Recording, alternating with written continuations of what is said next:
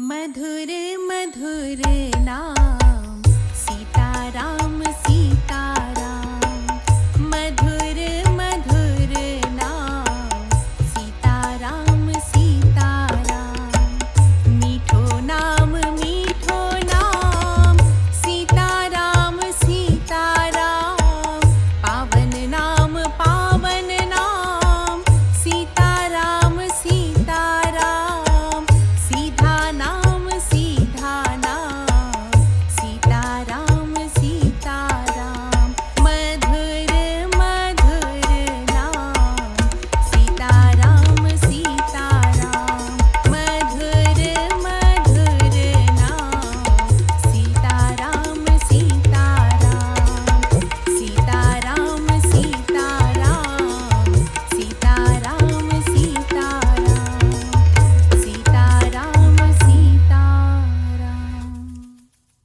माँ भारती को प्रणाम और पावन चिंतन धारा आश्रम की ओर से सभी को जय सिया राम।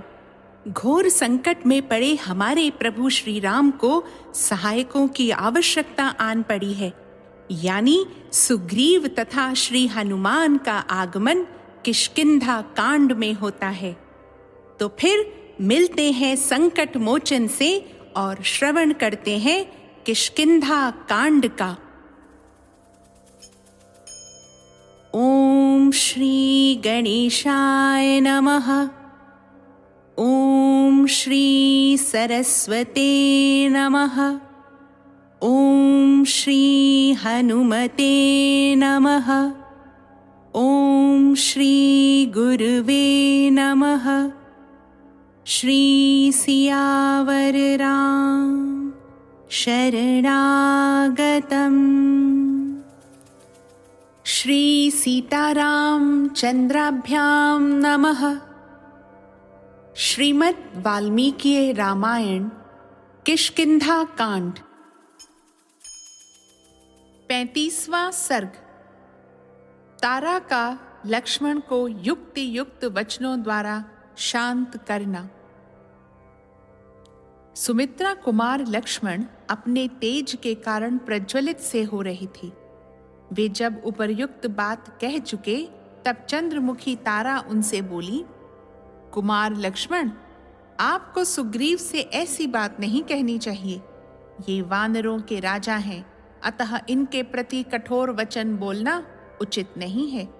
विशेषतः आप जैसे सुहृद के मुख से तो ये कदापि कटु वचन सुनने के अधिकारी नहीं हैं। वीर कपिराज सुग्रीव न कृतघ्न है, न शठ है, न क्रूर हैं, न असत्यवादी हैं और न कुटिल ही हैं। वीर लक्ष्मण, श्री रामचंद्र जी ने इनका जो उपकार किया है वह युद्ध में दूसरों के लिए दुष्कर है। उसे इन वीर कपिराज ने कभी भुलाया नहीं है। शत्रुओं को संताप देने वाले सुमित्रा नंदन श्री रामचंद्र जी के कृपा प्रसाद से ही सुग्रीव ने वानरों के अक्षय राज्य को, यश को, रुमा को तथा मुझको भी प्राप्त किया है। पहले इन्होंने बड़ा दुख उठाया है, अब इस उत्तम सुख को पाकर ये इसमें ऐसे रम गए कि इन्हें प्राप्त हुए समय का ज्ञान ही नहीं रहा। ठीक उसी तरह जैसे विश्वामित्र मुनि को मेनका में आसक्त हो जाने के कारण समय की सुध बुध नहीं रह गई थी।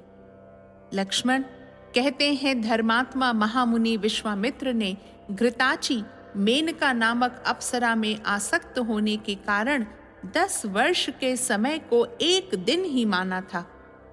काल का ज्ञान रखने वालों में श्रेष्ठ महातेजस्वी विश्वामित्र को भी जब भोगासक्त होने पर काल का ज्ञान नहीं रह गया, तब फिर दूसरे साधारण प्राणी को कैसे रह सकता है। कुमार लक्ष्मण, आहार, निद्रा और मैथुन आदि जो देह के धर्म हैं, जो पशुओं में भी समान रूप से पाए जाते हैं, उनमें स्थित हुए ये सुग्रीव पहले तो चिरकाल तक दुख भोगने के कारण थके मांदे एवं खिन्न थे। अब भगवान श्री राम की कृपा से इन्हें जो काम भोग प्राप्त हुए हैं, उनसे अभी तक इनकी तृप्ति नहीं हुई, इसीलिए इनसे कुछ असावधानी हो गई। अतः परम कृपालु श्री रघुनाथ जी को यहाँ इनका अपराध क्षमा करना चाहिए। तात लक्ष्मण, आपको यथार्थ बात जाने बिना साधारण मनुष्यों की भांति सहसा क्रोध के अधीन नहीं होना चाहिए। पुरुष प्रवर, आप जैसे सत्व गुण संपन्न पुरुष विचार किए बिना ही सहसा रोष के वशीभूत नहीं होते हैं। धर्मज्ञ, मैं एकाग्र हृदय से सुग्रीव के लिए आपसे कृपा की याचना करती हूँ। आप क्रोध से उत्पन्न हुए इस महान क्षोभ का परित्याग कीजिए। मेरा तो ऐसा विश्वास है कि सुग्रीव श्री रामचंद्र जी का प्रिय करने के लिए रुमा का, मेरा, कुमार अंगद का तथा धन धान्य और पशुओं सहित संपूर्ण राज्य का भी परित्याग कर सकते हैं। सुग्रीव उस अधम राक्षस का वध करके श्री राम को सीता से उसी तरह मिलाएंगे जैसे चंद्रमा का रोहिणी के साथ संयोग हुआ हो। कहते हैं कि लंका में 100,000 करोड़ 36 अयुत, 36,000 और 3600 राक्षस रहते हैं। वे सब के सब राक्षस इच्छानुसार रूप धारण करने वाले तथा दुर्जय हैं। उन सब का संहार किए बिना रावण का, जिसने मिथिलेश कुमारी सीता का अपहरण किया है, वध नहीं हो सकता। लक्ष्मण, किसी की सहायता लिए बिना अकेले किसी वीर के द्वारा न तो उन राक्षसों का संग्राम में वध किया जा सकता है और न क्रूर कर्मा रावण का ही। इसलिए सुग्रीव से सहायता लेने की विशेष आवश्यकता है। वानर राज वाली लंका के राक्षसों की इस संख्या से परिचित थे। उन्हीं से मुझे उनकी इस तरह गणना बताई गई है। रावण ने इतनी सेना का संग्रह कैसे किया, यह तो मुझे नहीं मालूम है, किंतु इस संख्या को मैंने उनके मुंह से सुना था। वह इस समय मैं आपको बता रही हूं। आपकी सहायता के लिए सुग्रीव ने बहुतेरे श्रेष्ठ वानरों को युद्ध के निमित्त असंख्य वानर वीरों की सेना एकत्र करने के लिए भेज रखा है। वानर राज सुग्रीव उन महाबली और पराक्रमी वीरों के आने की प्रतीक्षा कर रहे हैं। अतएव भगवान श्री राम का कार्य सिद्ध करने के लिए अभी नगर से बाहर नहीं निकल सके हैं। सुमित्रा नंदन, सुग्रीव ने उन सब के एकत्र होने के लिए पहले से ही जो अवधि निश्चित कर रखी है, उसके अनुसार उन समस्त महाबली वानरों को आज ही यहाँ उपस्थित हो जाना चाहिए। शत्रु दमन लक्ष्मण, आज आपकी सेवा में कोटि सहस्त्र, 10 अरब रीछ, 100 करोड़ 1 अरब लंगूर तथा और भी बढ़े हुए तेज वाले कई करोड़ वानर उपस्थित होंगे। इसलिए आप क्रोध को त्याग दीजिए। आपका मुख क्रोध से तमतमा उठा है और आंखें रोष से लाल हो गई हैं। यह सब देखकर हम वानर राज की स्त्रियों को शांति नहीं मिल रही है। हम सबको प्रथम भय वाली वध के समान ही किसी अनिष्ट की आशंका हो रही है। इस प्रकार श्री वाल्मीकि निर्मित आर्ष रामायण आदि काव्य के किष्किंधा कांड में 35वां सर्ग पूरा हुआ। श्री राम राम रघुनंदन राम राम, श्री राम राम भरताग्रज राम राम, श्री राम राम रणकरकश राम राम, श्री राम राम शरणं भव राम राम। 36वां सर्ग। सुग्रीव का अपनी लघुता तथा श्री राम की महत्ता बताते हुए लक्ष्मण से क्षमा मांगना और लक्ष्मण का उनकी प्रशंसा करके उन्हें अपने साथ चलने के लिए कहना। तारा ने जब इस प्रकार धर्म के अनुकूल विनय युक्त बात कही, तब कोमल स्वभाव वाले सुमित्रा कुमार लक्ष्मण ने उसे मान लिया, क्रोध को त्याग दिया।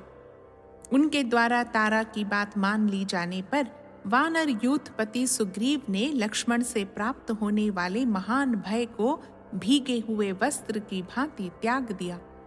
तदनंतर वानर राज सुग्रीव ने अपने कंठ में पड़ी हुई फूलों की विचित्र, विशाल एवं बहुगुण संपन्न माला तोड़ डाली और वे मद से रहित हो गए।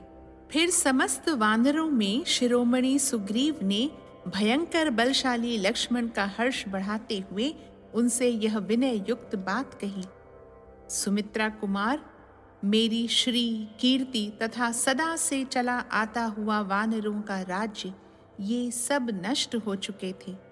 भगवान श्री राम की कृपा से ही मुझे पुनः इन सब की प्राप्ति हुई है।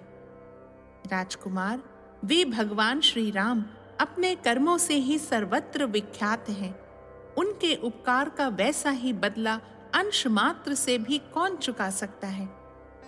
धर्मात्मा श्री राम अपने ही तेज से रावण का वध करेंगे और सीता को प्राप्त कर लेंगे। मैं तो उनका एक तुच्छ सहायक मात्र रहूंगा।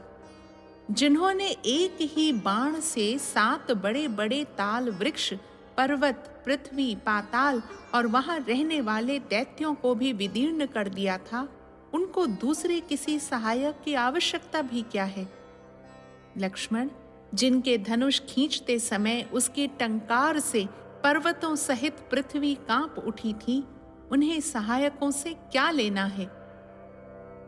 नरश्रेष्ठ, मैं तो वैरी रावण का वध करने के लिए अग्रगामी सैनिकों सहित यात्रा करने वाले महाराज श्री राम के पीछे पीछे चलूंगा।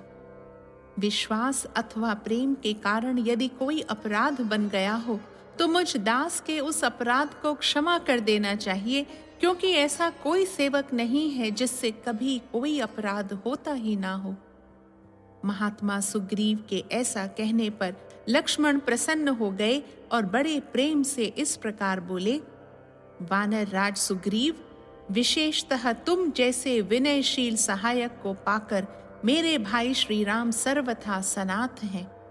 सुग्रीव, तुम्हारा जो प्रभाव है और तुम्हारे हृदय में जो इतना शुद्ध भाव है, इससे तुम वानर राज्य की परम उत्तम लक्ष्मी का सदा ही उपभोग करने के अधिकारी हो।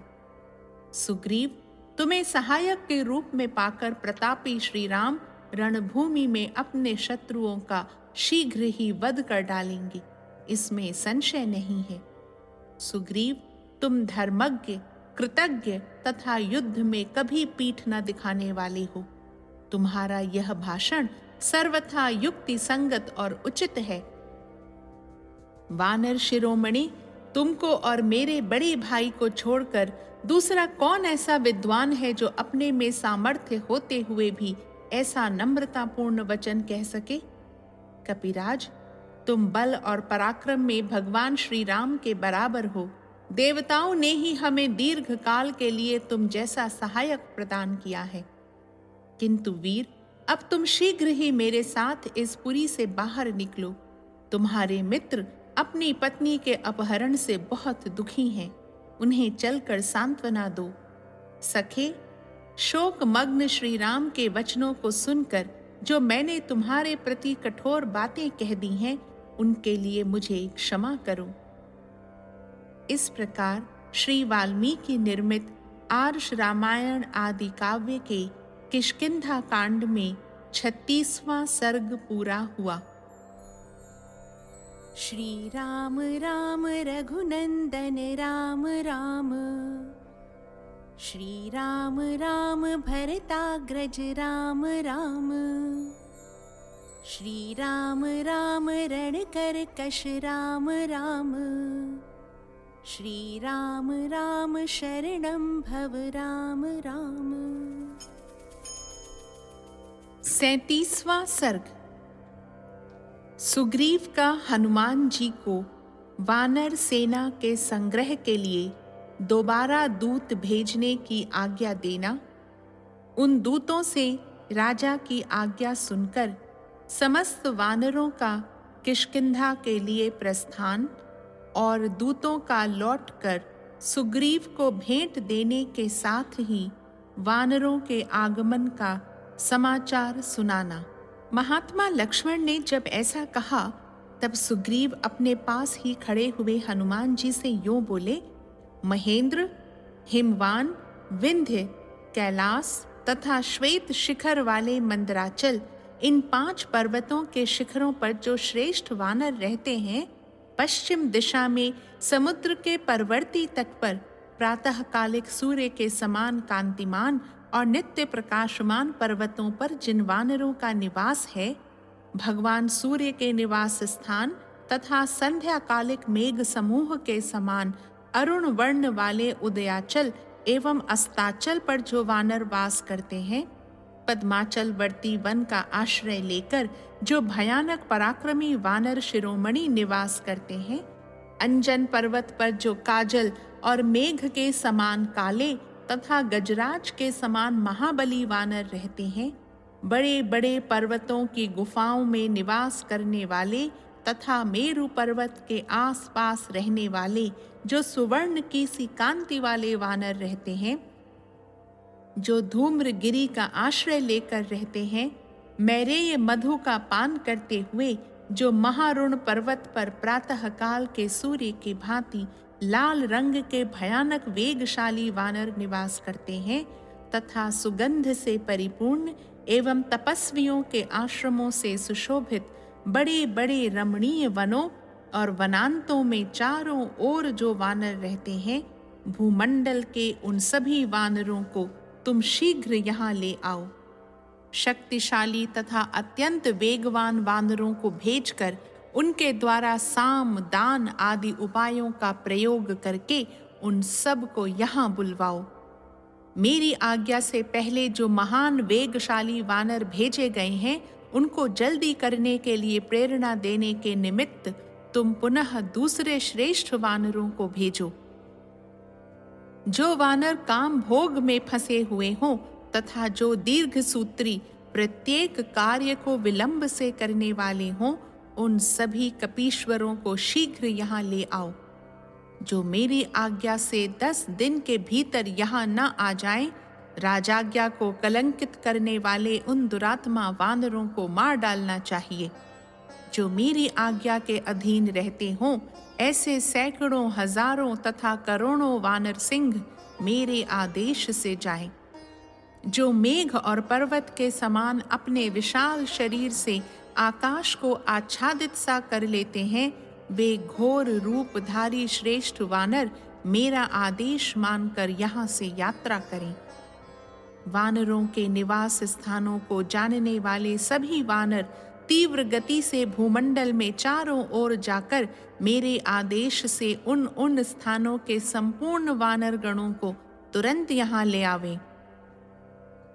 वानर राज सुग्रीव की बात सुनकर वायुपुत्र हनुमान जी ने संपूर्ण दिशाओं में बहुत से पराक्रमी वानरों को भेजा। राजा की आज्ञा पाकर वे सब वानर तत्काल आकाश में पक्षियों और नक्षत्रों के मार्ग से चल दिए। उन वानरों ने समुद्रों के किनारे, पर्वतों पर, वनों में और सरोवरों के तटों पर रहने वाले समस्त वानरों को श्री रामचंद्र जी का कार्य करने के लिए चलने को कहा। अपने सम्राट सुग्रीव का जो मृत्यु एवं काल के समान भयानक दंड देने वाले थे, आदेश सुनकर वे सभी वानर उनके भय से थर्रा उठे और तुरंत ही किष्किंधा की ओर प्रस्थित हुए। तदनंतर कज्जल गिरी से काजल के ही समान काले और महान बलवान 3 करोड़ वानर उस स्थान पर जाने के लिए निकले जहां श्री रघुनाथ जी विराजमान थे। जहां सूर्य देव अस्त होते हैं, उस श्रेष्ठ पर्वत पर रहने वाले 10 करोड़ वानर, जिनकी कांति तपाए हुए सुवर्ण के समान थी, वहां से किष्किंधा के लिए चले। कैलाश के शिखरों से सिंह के अयाल की सी श्वेत कांति वाले 10 अरब वानर आए। जो हिमालय पर रहकर फल मूल से जीवन निर्वाह करते थे, वे वानर 1 नील की संख्या में वहां आए। विंध्याचल पर्वत से मंगल के समान लाल रंग वाले भयानक पराक्रमी भयंकर रूपधारी वानरों की 10 अरब सेना बड़े वेग से किष्किंधा में आई। क्षीर समुद्र के किनारे और तमाल वन में नारियल खाकर रहने वाले वानर इतनी अधिक संख्या में आए कि उनकी गणना नहीं हो सकती थी। वनों से, गुफाओं से और नदियों के किनारों से असंख्य महाबली वानर एकत्र हुए। वानरों की यह सारी सेना सूर्य देव को पीती आच्छादित करती हुई सी आई। जो वानर समस्त वानरों को शीघ्र आने के लिए प्रेरित करने के निमित्त किष्किंधा से दोबारा भेजे गए थे, उन वीरों ने हिमालय पर्वत पर उस प्रसिद्ध विशाल वृक्ष को देखा जो भगवान शंकर की यज्ञशाला में स्थित था। उस पवित्र एवं श्रेष्ठ पर्वत पर पूर्व काल में भगवान शंकर का यज्ञ हुआ था, जो संपूर्ण देवताओं के मन को संतोष देने वाला और अत्यंत मनोरम था। उस पर्वत पर खीर आदि अन्न होम द्रव्य से घृत आदि का स्राव हुआ था। उससे वहां अमृत के समान स्वादिष्ट फल और मूल उत्पन्न हुए थे। उन फलों को उन वानरों ने देखा। उक्त अन्न से उत्पन्न हुए उस दिव्य एवं मनोहर फल मूल को जो कोई एक बार खा लेता था, वह 1 मास तक उससे तृप्त बना रहता था। फलाहार करने वाले उन वानर शिरोमणियों ने उन दिव्य मूल फलों और दिव्य औषधों को अपने साथ ले लिया। वहां जाकर उस यज्ञ मंडप से वे सब वानर सुग्रीव का प्रिय करने के लिए सुगंधित पुष्प भी लेते आए। वे समस्त श्रेष्ठ वानर भूमंडल के संपूर्ण वानरों को तुरंत चलने का आदेश देकर उनके यूथों के पहुंचने के पहले ही सुग्रीव के पास आ गए। वे शीघ्रगामी वानर उसी मुहूर्त में चलकर बड़ी उतावली के साथ किष्किंधापुरी में, जहां वानर राज सुग्रीव थे, जा पहुंचे। उस संपूर्ण औषधियों और फलमूलों को लेकर उन वानरों ने सुग्रीव की सेवा में अर्पित कर दिया और इस प्रकार कहा, महाराज, हम लोग सभी पर्वतों, नदियों और वनों में घूम आए। भूमंडल के समस्त वानर आपकी आज्ञा से यहाँ आ रहे हैं। यह सुनकर वानर राज सुग्रीव को बड़ी प्रसन्नता हुई। उन्होंने उनकी दी हुई सारी भेंट सामग्री सानंद ग्रहण की। इस प्रकार श्री वाल्मीकि निर्मित आर्ष रामायण आदि काव्य के किष्किंधा कांड में 37वां सर्ग पूरा हुआ।